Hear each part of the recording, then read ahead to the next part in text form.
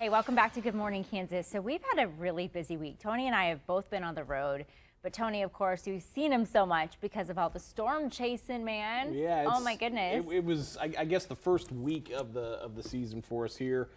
Started Sunday actually. This tornado up just southeast of Great Bend. This video is contrast enhanced. Just to give you an idea of how hard this tornado was to see. I could see the funnel, which you could see on the top part of the video here, but I had to contrast enhance to actually see if this thing was in contact with the ground. So I shot this video reporting the funnel, possible tornado. I had to run it through my video editor with this contrast to actually confirm that it was indeed on the ground. This was the one tornado of several this storm produced as it worked its way down to Wichita. This eventually became the big old hailer that kind of rolled through Goddard and West Wichita later that evening. But, you know, first tornado of the season for me. This one actually marks my 17th consecutive season that I have seen a tornado, at least one tornado in a season. So that's starting back to 2003.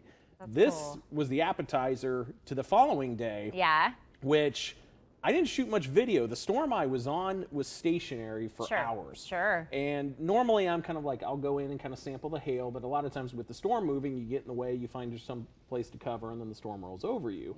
When the storm's stationary, you can't really do that because you have to drive in and there's really no escape. So it's like, all right, well, I'm going to take photos is basically what I'm going to do. And as we got into the overnight hours, Jay, who was watching radar back here, kind of noticed an area of this storm about 15 miles from where I was, so I kind of... Yeah, you went back up. I think you even mentioned it on air, and it helped you lead up to this. Yes, and these are photos. This is not video. Good. What I was originally doing was shooting lightning, which is one of my favorite things to do when I'm out chasing, is shoot lightning. And as I was shooting lightning, I noticed this area of interest in the storm. And on a couple of the wide shots, I noticed there was a funnel. So I zoomed in, and you'll notice here those little lights at the bottom where the tornado is. Those are just, you know, street lights or whatever, but they're blurred because I'm hand holding the camera. I'm not on a tripod. So I'm taking, what I'm doing here is half-second exposures on my DSLR, but I cranked up the ISO to 2000, which allows more light to get into the camera. So if it's dark out, you can get a better picture. You can get a better picture, and with the lightning illuminating the tornado, that's where these photos came from. So that first photo you saw was the tornado at its peak. This photo right here, this was kind of the tail end of this tornado's life cycle. This is what we call a multi-vortex. You know, it's kind of like the little appendages sticking down from the funnel.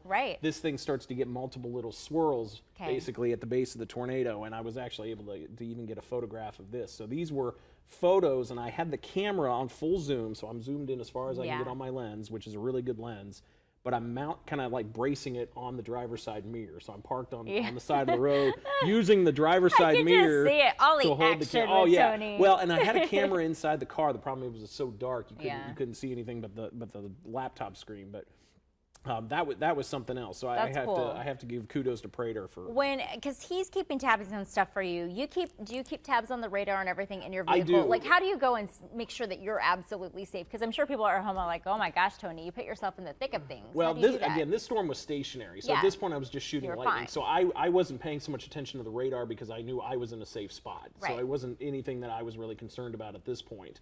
And it hadn't been tornadic for a while. So Jay back here was, you know, it was a severe storm, obviously, but again, not moving. And then he kind of noticed there was an area off to the west that was starting to circulate.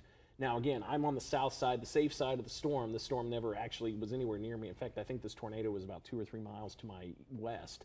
So it was still quite a ways away. But he was kind of noticing, hey, you know, because I've got the wider range, you know, he's paying attention to that and kind of brought that to my attention. But normally when I'm chasing, especially in an active situation, I've always constantly got radar. And of course, I leave him in my ear.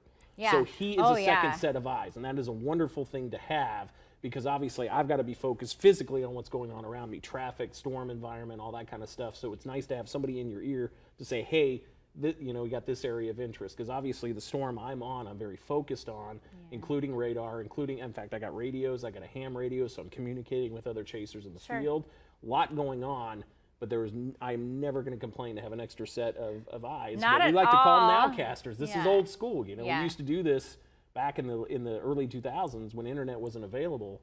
We'd have cell phone, and we would have somebody at home watching computers and giving us updates via the phone. So It's kind of like an old school way of chasing, is to have that extra voice in your ear. It's good. I mean, we have that when we're live out in the field. We have our earpieces, and when we call in, and we're like, okay, and again, you know, our producer will give us cues. Now, I'll tell you, GMK on the weekend, we're bare bones. So it's like Tony, me, we have a couple of directors and an editor, and that's it. I produce the show. We handle a lot of different things, but it's really great to see our crew come together. In fact, Brennan, our editor for the show, he captured some great aerial footage with a drone here for KAKE. Different areas of Kansas, including this Wellington back road. He, of course, covering stuff with the turnpike. The turnpike had to be closed off. I mean, it's just unbelievable to see this view close to Wellington on the turnpike. So I-35, and just realizing that you can't even drive on there. People had to go around it all. But, you know, I mean, we want everyone to be safe. And we've seen the kind of scary end of things, like that situation up near Emporia, where people were, you know, they went around, they drove into the flooded area. Maybe, I don't know if they didn't realize what they, you know, how bad it was, but they got swept up in there, and it was just kind of, you know, intense, I'm sure, for them in the middle of the night. But to see that footage, though, I think is really incredible. So I just love seeing our team come together, and I love these little post chats. So yeah, I'm so glad to have it here with Tony to go and chit-chat about what we're all doing, but a busy time. I've been out this past week missing in Kansas filming. I drove through 4 states, over to Indiana, filmed some stuff. Can't really tell you what I'm working on because it's still a big project I'm working on right now, but it's just such an honor to be able to go and do that. And the funny part is we probably both drove equal amount of miles. Yeah. I never left the state. So I was all in one he was all over the confined, place. And you went actually to my old area, so yeah. that was kind of cool. Good times. All right, I'll be right back. Stay with us.